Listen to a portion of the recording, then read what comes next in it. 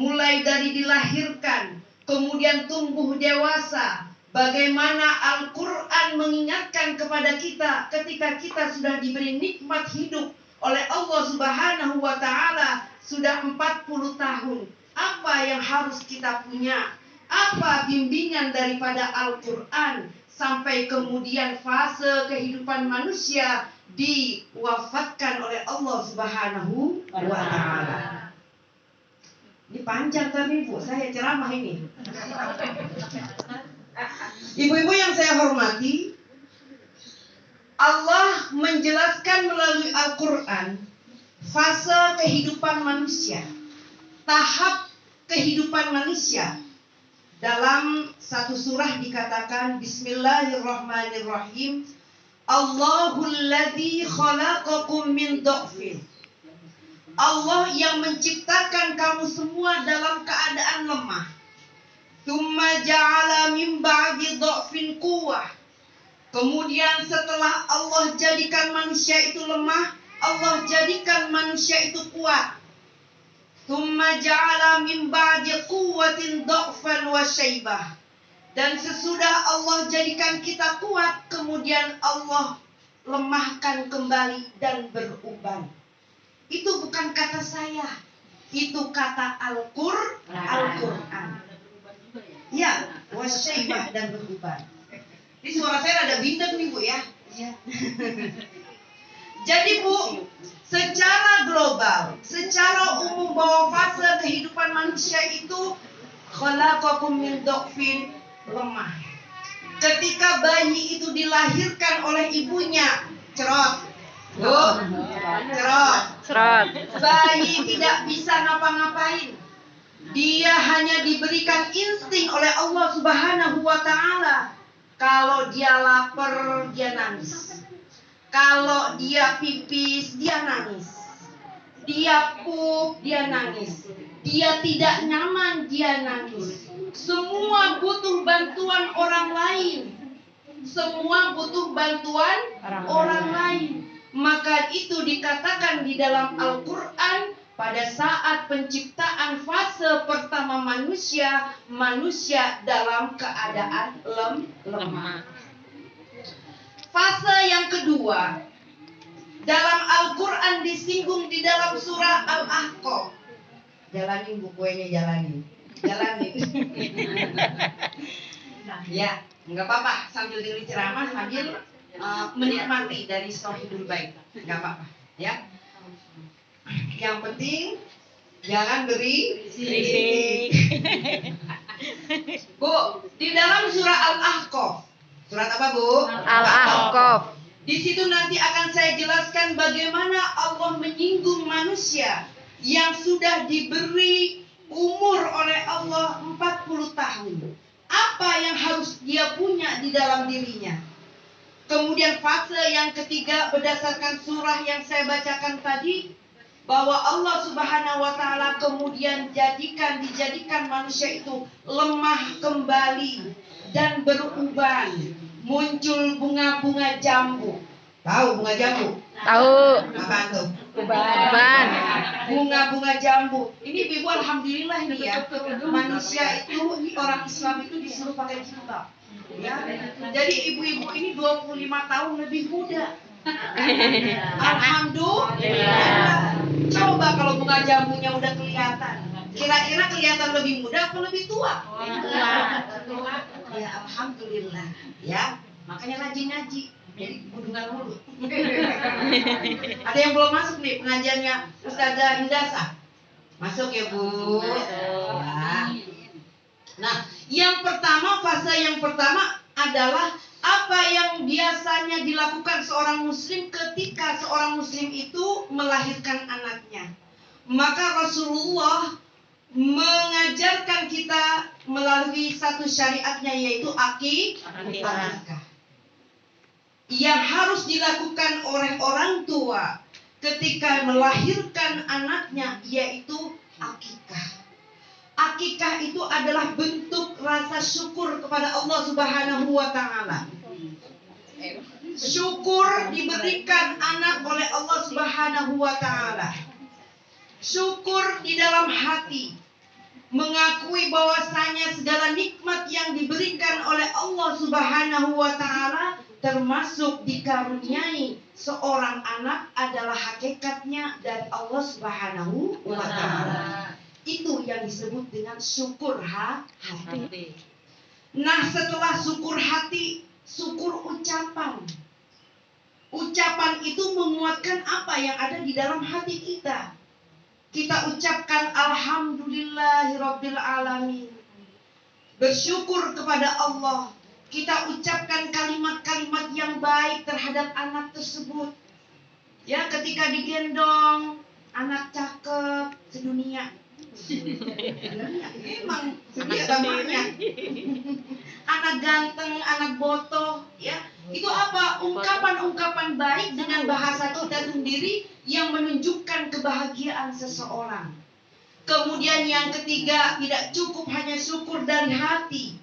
Tidak cukup hanya syukur dengan ucapan. Tapi yang ketiga adalah apa yang dicontohkan oleh Rasulullah SAW melalui pelaksanaan akikah. Rasulullah SAW mengatakan, kullu gulamin rahinatun biaqiqatihi. Setiap anak itu tergadai dengan akikahnya. Kalau ibu-ibu pinjem duit ya ke satu lembaga, satu tempat, ibu gadein sesuatu. Nah, kalau ibu pengen itu barang balik lagi ke ibu, makanya ibu harus tebus. Nah, itu ibarat ya. Seorang anak itu tergadai dengan akikahnya. Lalu apa yang diajarkan oleh Rasulullah? Yudbahu anhu yauma sabi'ihi. Dipotong kambing, ya, menyembelih kambing pada hari ke-7. Ya, wa yuhlaku, dan kemudian dipotong rambutnya. Wa yusamma, dan kemudian diberi nama. Jadi ibu-ibu yang saya hormati, yang namanya akikah itu adalah menyembelih kambing pada hari ke-7 setelah anak dilahirkan. Walaupun gak harus hari ke-7, boleh hari ke-14, boleh hari sesudahnya itu masih perdebatan daripada ulama. Boleh saja. Bahkan ada yang mengatakan bahwa sampai akil balik itu bisa akikah. Bahkan ulama ada yang mengatakan setelah akil balik pun ketika kita mampu, misalnya saya udah kerja, saya mau akikah, itu masih diperbolehkan. Ya, boleh akikah, ya. Cuman gak usah ditimang-timang, ya. Gak usah ditimang-timang dan dicukur, ya. Jadi itu hakikat akikah, ibu-ibu yang saya hormati, ya. Kemudian Rasulullah mengajarkan bahwa yang namanya akikah itu bagaimana caranya. Bagi laki-laki 2 ekor kambing, yang perempuan 1 ekor kambing. Ada hadis yang mengatakan, Rasulullah mengatakan, apabila engkau ingin menyembelih kambing sebagai rasa syukur, maka silakan menyembelihnya. Wa anil gulami syatani mutakafiatani. Bagi yang laki-laki 2 ekor kambing. Wa fil wa'alal jariyati syatun, dan bagi yang perempuan 1 kambing. Walaupun menurut riwayat lain masih boleh laki-laki 1 kambing, perempuan 1 kambing. Itu boleh, ya. Kenapa? Karena Rasulullah pernah mengakikahkan cucunya, yaitu Hasan dan Husain, masing-masing 1 kambing. Jadi maksudnya adalah ketika kita punya rezeki yang berkah, punya rezeki yang lebih, disunahkan 2 ekor kambing buat laki-laki. Tapi mau 1 juga nggak apa-apa, ya. Yang perempuan 1 kambing. Intinya ibu-ibu yang saya hormati, hukum daripada akikah ini adalah sunnah muakkadah, sunnah yang sangat-sangat ditekankan. Tapi jangan salah tafsir bahwa ini menjadi wajib, tidak. Ya, bukti syukur kita, bukti syukur kedua orang tua terhadap anak yang dilahirkan, yaitu dengan akikah. Hukumnya apa? Hukumnya tetap sunnah, bukan wajib. Nah, apa apa hikmah daripada pelaksanaan walimatul hakikah? Apa hikmah keluarga Pak Dwi, betul? Keluarga Pak Dwi dan istri beserta keluarga besarnya mengundang ibu-ibu untuk pelaksanaan akikah. Yang pertama yang saya sebutkan tadi adalah bentuk syukur kepada Allah Subhanahu wa Ta'ala. Ya. Yang kedua adalah menghidupkan sunnah Rasulullah. Jadi ibu-ibu yang saya hormati, yang namanya akikah sebenarnya sudah dilaksanakan sebelum Islam datang. Orang-orang jahiliyah sudah melaksanakan yang semacam akikah ini. Tetapi ketika Islam datang, Nabi mengubahnya. Kalau yang sebelum Islam datang, ketika kambing itu disembelih, ya, darahnya diusapkan ke kening itu bayi. Ya, ini menurut sejarahnya. Kemudian ketika Islam datang, Nabi tidak melaksanakan itu, tetapi jidatnya bayi diberi wangi-wangian. Kalau kita nih, sebagian kita saya lihat ada yang pakai air bunga, ya, intinya ada sesuatu yang dioleskan di kening bayi, ya, dan itu adalah bentuk rasa syukur kepada Allah Subhanahu wa Ta'ala. Bu, ngantuk? Dengerin, semangat, ya. Nah, kemudian apa menurut hadis itu? Ya, yaitu dicukur rambutnya, kemudian diberi nama. Tadi udah dicukur tuh dikit, ya, diberi nama. Ada pepatah yang mengatakan, apalah arti sebuah nama? Pernah dengar nggak, Bu? Iya. Pernah dengar? Dulu waktu muda. Apalah arti sebuah nama? Pepatah itu kalau menurut Islam kuranglah tepat. Kenapa? Karena di dalam Islam yang namanya nama itu adalah doa dan identitas. Bu, doa dan identitas. Kadang-kadang kita tahu asal orang, asal daerah orang itu dari namanya. Betul? Betul. Kalau udah namanya Widodo, namanya Joko, Sumitro, Baskoro, dari mana itu? Jawa. Itu namanya identitas. Nama itu penting sebagai identitas. Kalau ada namanya Ketut Komang Yoman, dari mana? Bali. Pasti kita mikirnya itu dari Bali. Kalau ada yang namanya si Butar-Butar, kalau namanya Abdurrahman, Mahmud, Abdussalam dan lain sebagainya, kita sudah terbayang di benak kita bahwa itu adalah seorang muslim. Kalau namanya Margaret, Joseph, Christine, itu sudah dipastikan kemungkinan besar itu non-muslim. Kalau namanya Ipeh, Markona, Sadli, Rojali, kira-kira dari orang mana? Orang Cilangkap. Bukan Cipayung. Cipayung apa Cilangkap ini? Cipayung. Oh, Cipayung. Itu orang Cipayung. Jadi itulah nama itu adalah identitas. Tetapi lebih dari itu, dalam Islam nama itu adalah sebuah doa, ya, yang akan digunakan mulai dari dia hidup sampai dia di alam akhirat nanti. Betapa pentingnya sebuah nama sampai Nabi Zakaria. Kenal Bu sama Nabi Zakaria? Tahu? Ya.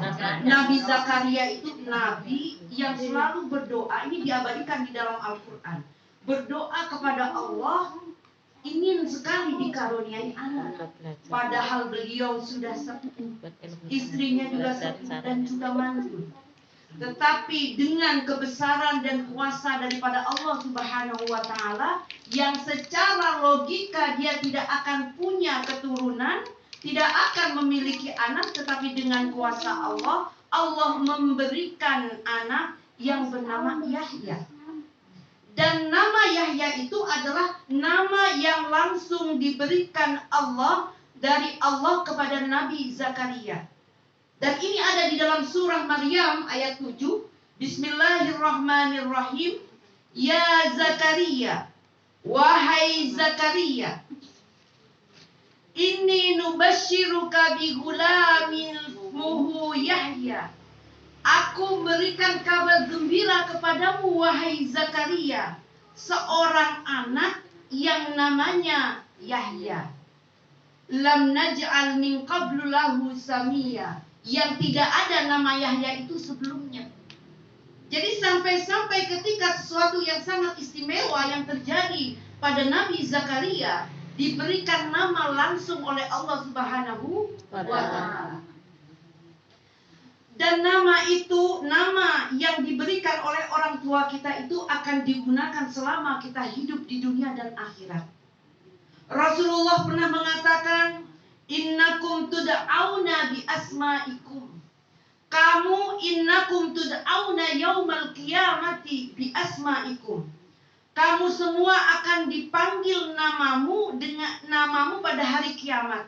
Wa asma'i abaikum, dan juga nama-nama diikuti nama orang tuamu. Maka fa'ahsinu asma'akum, maka perbaguslah namamu. Nah, jadi yang dilakukan ketika seorang anak itu lahir adalah dengan memberi nama. Kemudian yang dicontohkan oleh Rasulullah setelah menyembelih kambing, ya. Kemudian yang biasa kita lakukan adalah mengundang handai tolan, mengundang karib kerabat untuk apa? Untuk bersuka cita, ya, menyambut kehadiran seorang bayi. Nah, itulah fase pertama yang dilakukan seorang muslim ketika dia lahir ke dunia. Jadi ibu-ibu, pelajaran yang saya berikan hari ini bukan hanya ketika manusia itu dilahirkan. Karena saya tahu yang hadir di majelis ini bukannya anak-anak bayi, tapi ibu-ibu yang sudah melewati, sudah mengalami asam garam kehidupan. Jadi sebagian saya menjelaskan tentang akikah, sebagian saya menjelaskan tentang fase yang kedua ketika Allah berikan kekuatan. Ya, tsumma ja'ala min ba'di dha'fin quwwah yang saya sebutkan di awal tadi. Allah berikan kekuatan kepada kita. Kuat fisiknya. Kalau jalan 3 kilo kuat. Jalan-jalan ke Tanah Abang 3 jam non-stop kuat. Itu zaman dulu. Ketika Allah berikan kekuatan umur sekitar umur 30, 25, 30. Ya. Kemudian mau makan apa aja bisa. Mau yang pedes, mau yang asam. Kalau sekarang yang asam ingat lambung. Ya Bu. Lodeh ingat asam uratnya. Kolesterol darah tinggi. Ya. Jadi kata Allah Subhanahu wa Ta'ala dalam surah Al-Ahqaf. Diperhatikan Ibu. Saya senang banget sama ayat ini. Ya Bu. Ini adalah ayat yang diingatkan oleh Allah Subhanahu wa Ta'ala ketika manusia itu sudah umurnya sudah sampai 40 tahun bahkan lebih. Saya lihat mah 40 tahun udah lebih ini Mas. Perhatikan ayat Al-Ahqaf ayat 15 kalau di rumah baca ya Bu ya. Bunyinya begini. Bismillahirrahmanirrahim. Wa wassaynal insana biwalidayhi ihsana. Bahwa berbuat baiklah kepada kedua orang tua. Hamalathu ummuhu kurhan wa wada'athu kurhan. Ketika ibunya mengandung dalam keadaan lemah, tengkurap salah, miring salah, celentang salah, tengkurap takut pecah. Ya, itu ayatnya. Hamalathu ummuhu kurhan wa wada'athu kurhan wa hamluhu wa fisaluhu salasuna syahra. Nah, itu bicara tentang seorang itu harus berbuat baik kepada kedua orang tuanya. Nah, baru setelah ini masih dalam satu ayatnya itu panjang, ya. Setelah ini barulah apa yang harus kita miliki ketika kita umur 40 tahun. Kemudian Allah mengatakan, melanjutkan, hatta idza balagha asyuddahu, sampai ketika dia dewasa, wa balagha arba'ina sanah, dan sudah sampai pada umur 40 tahun, ya.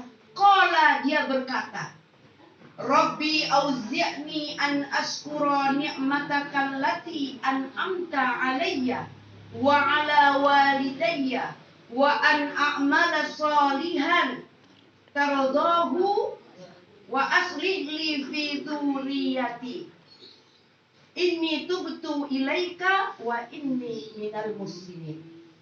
Nah, ibu-ibu yang saya hormati, kenapa sih dalam Al-Quran itu Allah menyinggung 40 tahun? Ya, kenapa enggak 17 tahun yang lagi lenjek-lenjeknya? Ya. Ya, makanya ibu-ibu banyak hadir ke majelis taklim. Supaya apa? Wawasannya terbuka. Ilmu itu adalah gerbang untuk bekal kita. Kita mau jadi baik, bekalnya itu pertama ilmu. Ya, Bu? Hadir ke majelis taklimnya Hindasa. Pengajarnya oke. Tapi saya kebagian di ujung doang. Minggu kelima. Jarang ada. Ya, nih, ibu-ibu, 40 tahun itu ada rahasianya. Ya, Bu, 40 tahun itu adalah fase atau titik kematangan manusia. Titik seharusnya normalnya nih, manusia itu ketika 40 tahun dia sudah benar-benar matang, lahiriah, rohaninya matang. Nabi Muhammad diangkat menjadi nabi 40 tahun. Dan yang namanya 40 tahun itu bagaikan persimpangan terakhir dalam kehidupan. Ya, Bu, kalau kayak contohnya nih, Bu, ya, saya dari rumah saya Gandaria, ya. Saya masuk ke gang ini. Ada banyak persimpangan di dasar. Ya, saya pikir ini persimpangan sini masuk gang sini apa sini. Nah, persimpangannya banyak. Nah, umur 40 tahun itu bagaikan persimpangan terakhir. Artinya apa? Ketika orang itu sudah berumur 40 tahun, kemudian cara berpikirnya salah, maka itu cenderung untuk susah untuk diterusin. Karena apa? Dia udah punya banyak pengalaman hidupnya. Jadi kalau misalnya dia punya cara berpikir yang salah, biasanya susah buat dilurusin. Kayak gitu. Bahkan Abdullah ibnu Abbas mengatakan bahwasanya ketika orang itu sudah masuk umur 40 tahun, kemudian amalnya tidak mantap dan dia tidak mampu mengalahkan amal-amal buruknya, keinginan-keinginan buruknya, maka bersiap-siaplah dia menjadi anggota neraka. Maka ini buat evaluasi buat kita. Nah, apa yang harus dimiliki ketika orang diberikan nikmat? Sudah diberikan nikmat oleh Allah sudah 40 tahun. Apa yang harus dimiliki berdasarkan surah Al-Ahqaf tadi? Yang pertama adalah qala rabbi auzi'ni an ashkura ni'mataka allati an'amta alayya. Yang pertama adalah harus dia bersyukur kepada Allah dengan nikmat yang diberikan oleh Allah sampai dengan 40 tahun atau lebih. Ibu, bonusnya udah banyak. 40 tahun udah lebih. Lebihnya aja udah banyak. Ya. Jadi yang pertama harus bersyukur. Bersyukur dengan semua nikmat yang diberikan oleh Allah. Nikmat sehat yang sudah sampai 40 tahun atau lebih. Nikmat Islam yang sudah mengarahkan dan memberikan bimbingan kepada kita. Itu harus ada di dalam diri seorang, bersyukur terhadap dirinya. Itu yang pertama. Kemudian yang kedua apa? Qala rabbi auzi'ni an ashkura ni'mataka allati an'amta alayya. Ini alayya yang tadi. Wa ala walidayk. Bersyukur terhadap kedua orang tua. Ya, ini bisa buat kita dan bisa buat anak-anak kita. Bersyukur kepada Allah diberikan kedua orang tua yang sudah merawat kita dari kecil, mulai dari lahir sampai detik ini, sampai saya bicara di detik ini, sampai ibu-ibu mencapai umur yang ibu sekarang ini. Maka harus bersyukur kepada Allah terhadap nikmat orang tua yang telah diberikan kepada kita. Kemudian, selain bersyukur kepada Allah, ini untuk anak. Ya, kita sebagai anak, ya, bersyukur kepada kedua orang tua kita. Bisa jadi kesuksesan seorang anak, ya, bisa jadi kesuksesan seorang anak itu bukan semata-mata berkat daripada anak itu sendiri. Bisa jadi 30% itu adalah berkat daripada kegigihan anak itu sendiri. Akan tetapi bisa jadi 70% itu adalah berkat doa-doa orang tua kita. Makanya kalau jadi anak jangan sombong. Mentang-mentang pinter, mentang-mentang sudah punya jabatan, dia merasa bahwasanya segala yang saya capai ini adalah berkat saya. Belum tentu. Bisa jadi 30% itu adalah hasil usaha kita, tapi 70% adalah hasil doa kedua orang tua kita yang jungkir balik menangis di setiap malam. Itu kedua, harus bersyukur, artinya berbuat baik kepada kedua orang tua. Ya, yang meninggal, orang tuanya udah meninggal, ya berbuat baik, ya. Dengan cara apa? Mendoakan, ya. Kemudian yang ketiga, wa ala walidayya wa an a'mala sholihan. Ya, kalau sudah diberikan umur 40 tahun, harus banyak-banyak doa. Doa apa? Doa kepada Allah, mudah-mudahan segala amal yang sudah dilakukan itu adalah amal yang diridhoi oleh Allah Subhanahu wa taala. Bisa jadi kita sudah umur 50 tahun. Kita ngaji sehari 3 kali udah kayak minum obat. Bisa jadi kita banyak amalnya, tetapi apakah amal yang sudah kita lakukan itu sudah benar-benar amal yang sudah diridhoi oleh Allah Subhanahu wa taala? Jadi kita berdoa kepada Allah, mudah-mudahan apa yang saya telah lakukan sebelum ini dan yang akan datang, amal soleh saya itu menjadi amal soleh yang diridhoi dan diterima oleh Allah Subhanahu wa taala. Ya, karena tidak semua amal soleh, ya, kemudian ini tergantung orangnya yang melakukan itu bisa menjadi diterima oleh Allah Subhanahu wa taala. Ya, itu udah 3. Kemudian yang keempat, wa ala walidayya wa an a'mala sholihan tardahu wa aslih li fi dzurriyyati. Ya, ketika orang itu sudah menginjak umur 40 tahun, maka dia harus banyak doa kepada Allah Subhanahu wa taala untuk keturunannya, agar keturunannya diberikan kebahagiaan di dunia dan akhirat. Kemudian selanjutnya, inni tubtu ilaika, banyak-banyak apa? Tobat. Yang namanya umur kagak ada yang tahu. Umur itu sistemnya cabutan. Bukan sistemnya umur yang tua duluan, yang muda belakangan ngalah. Kagak ada. Ya. Yang berpangkat sibuk belakangan, yang kagak ada kerjaannya di dunia duluan, ya, entar-entaran, ya, kagak ada, ya. Jadi yang namanya umur itu adalah cabutan dari Allah Subhanahu wa taala. Allah akan mencabut seseorang sesuai dengan apa? Sesuai dengan yang dikehendaki. Kemudian yang terakhir, ibu-ibu, ini sangat penting sekali.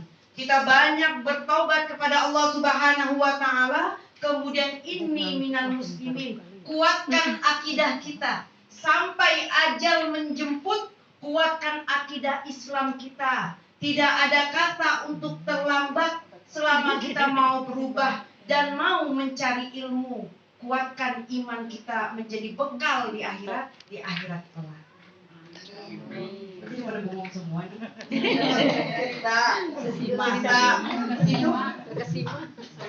Serius. Sudah tahap pertama kelahiran. Kemudian masa kuat, surat Al-Ahqaf. Kemudian diingetin sama Allah Subhanahu wa taala, yaitu pada masa orang itu mulai dilemahkan kembali. Ya. Jadi memang sudah fitrahnya manusia, ibu-ibu, ya. Ibu-ibu mau tarik benang kanan kiri, ya. Apa tuh namanya? Tetap ya. aja udah Mau tua. plastik apa aja, ya. Yang namanya fitrah manusia itu pasti akan berjalan, ya. Pasti akan menemui. Cuman masalahnya satu orang itu kadang-kadang berbeda dengan yang lain, ya. Karena Allah Subhanahu wa taala bilang begini. Berfirman, Bismillahirrahmanirrahim. Allahul ladzi yatawaffakum, ya. Allahul ladzi khalaqakum wa yatawaffakum. Allah yang menghidupkan, ya, menciptakan kamu, wa yatawaffakum, dan mewafatkan kamu. Nah, sebagian mereka itu hatta, ya, sampai kepada ila ardalil umuri, sampai kepada ada sebagian mereka sampai yang pikun. Ya, jadi memang ada. Itu kata Al-Qur'an. Jadi Allah itu yang menciptakan manusia, kemudian Allah itu yang mewafatkan manusia, dan sebagian mereka itu ada yang diciptakan Allah, dibiarin sama Allah sampai dia pikun, lemah akalnya. Sama cucunya dikasih makan sepiring. Ya Bu, makan sepiring, minumnya teh susu, ya. Pas datang anaknya udah dikasih makan, belum, ya, lupa. Nah itu ada memang di dalam Al-Quran seperti itu, ya. Kadang-kadang kacamata kita pakai, kita cari. Iya. Kacamata. Tapi itu bukan yang dua aja Bu. Iya. Saya juga pernah. Iya. Ya. Pakai kacamata, saya cari kacamata mana sih kacamata? Kacamata dipakai, dicari, ya kayak gitu. Nah, ibu-ibu yang saya hormati, Rasulullah ketika bersama Ibnu Abbas, ya, datang seorang Ansor, ya. Kemudian bertanya kepada Rasulullah, wahai Rasulullah, siapa orang yang paling baik? Kemudian Rasulullah menjawab, orang yang paling baik itu adalah orang yang paling baik akhlaknya. Kemudian Ansor itu bertanya lagi, ya Rasulullah, siapa orang yang paling cerdas? Dijawab oleh Rasulullah, orang yang paling cerdas adalah orang yang banyak mengingat mati dan paling baik bekalnya untuk kampung akhirat. Ya, itu ciri orang yang paling cerdas. Baik ibu-ibu yang saya hormati, sepertinya ibu-ibu kagak mau pulang nih. Iya. Jemuran di rumah nunggu Bu. Tadi di kiri. Baik ibu-ibu yang saya hormati, di acara yang penuh berkah ini, acara akikah. Memang saya sengaja, ya, tidak hanya ceramah tentang akikah atau anak, tetapi karena saya tahu yang hadir pasti orang-orang tua, orang-orang yang lebih sepuh dari saya, yang sama-sama kita belajar, ya Bu. Jadi kita dalam momen ini, dalam momen akikah, udah dikasih nama? Itu ya? Nah, akikah dari Adifa Zahra. Kehadiran ibu-ibu di sini diundang oleh keluarga besar, mulai dari bacaan Yasin, tahlil, doa, sholawat, dan semuanya. Itulah harapan daripada keluarga besar Bapak Dwi, ya. Mengharap doa daripada ibu semua, mudah-mudahan Adinda Adifa Zahra menjadi anak yang taat kepada Allah Subhanahu wa taala, taat kepada kedua orang tuanya, membahagiakan kedua orang tuanya, menjadi makhluk yang bermanfaat buat dirinya dan orang lain. Dan saya yang diamanahkan untuk memberi tausiah, senang sekali bisa bersilaturahmi dengan ibu-ibu semua, wabil khusus yang baru melihat saya. Saya akhiri sepatah dua patah kata dari saya, mudah-mudahan bisa menjadi bekal kita bersama. Hidup itu kan memang hanya sementara, jadi memang kita harus mengimbangi kehidupan kita itu dengan hal-hal yang sifatnya dunia, dan harus wajib mengimbangi hidup kita dengan hal-hal yang sifatnya keakhiratan. Karena harapan kita adalah bahagia dunia dan akhirat. Akhirul kalam, mohon maaf atas segala kekurangan, wabil khusus kepada sahibul bait. Dari saya, wassalamualaikum warahmatullahi wabarakatuh. Waalaikumsalam.